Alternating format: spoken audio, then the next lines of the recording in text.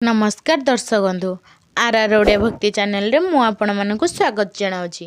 आज आम जानिबा कि गरुड़ पुराणर पृष्ठा 40 विषय मृत्यु शज्या शारीरिक कष्ट भोगुवा व्यक्ति पाखे कहीं गीता भागवत पढ़ा जाए। तो दर्शक बंधु आपण मानक कही रखुची भिडियोटी आरंभ करने पूर्व भिडियोटी शेष पर्यंत देखंतु कि मृत्यु समय रे मनुष्य शरीरर शारीरिक कष्ट भोग करी मृत्युवरण कले लोक ताकू हीन दृष्टि रे देखि थांती ओ पापी बोली कही थांती, किंतु एहार कौनसी यथार्थ कारण नहीं जे पाप करिथिले रोग पड़ी मरती।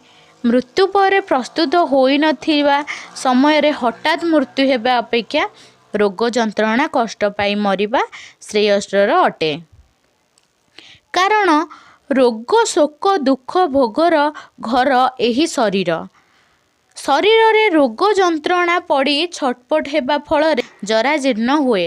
फल शरीर तथा आत्मीय स्वजन उपरे थिबा माया ममता क्रमे क्रमे कटि जाए। कष्टरे मध्य से बुझे ए संसार कौनसी ठारे ही सुख नहीं। तार जीवन प्रदीप धीरे धीरे जेते परिमाण रे लिभि लिभि आसुथाए सेतिकी परिमाण रे तार नश्वर देह प्रति तार वितृष्णा भाव वृद्धि पाउथाए। सेतेबेले से अनुभव करे जे धन जस मान सम्रत आत्मीय स्वजन प्रिय परिजन घर द्वार कौनसी तार नुहे, कौनसी जिनस तार निजर नुहे, कौनसी भी जिनिस तार निजर नुहे। दुख ज्वाला निवारित होई पारुनाही।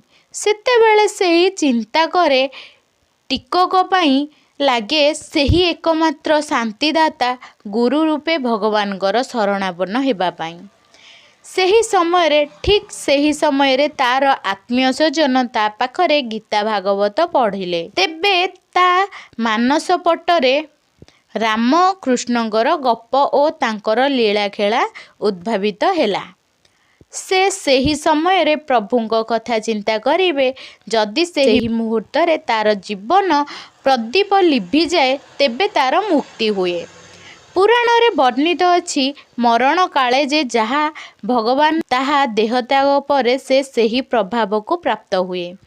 तेणु परम जोगी राजा जड़ भरत मृत्यु समय रे हरिण शिशुर रूप चिंता करी शरीर छाड़िथिले बोली से परजन्म रे हरिण देह प्राप्त करिथिले। एवं जेउ व्यक्ति मृत्यु समय रे भगवान को चिंता करी प्राण त्याग करे से भगवान को स्वरूप को लाभ करे।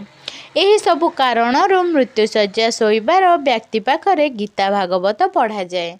तो दर्शक बंधु आज भिडियोटी केमिति लागिला कमेंट माध्यम रे जणांतु एवं चैनल टी को सब्सक्राइब करनथले सब्सक्राइब कर दियंतु, बेल आइकन को क्लिक कर दियंतु जेमिति सर्वप्रथमे आमर नोटिफिकेशन आपन को पाखरे पहुंची जाई परिबो।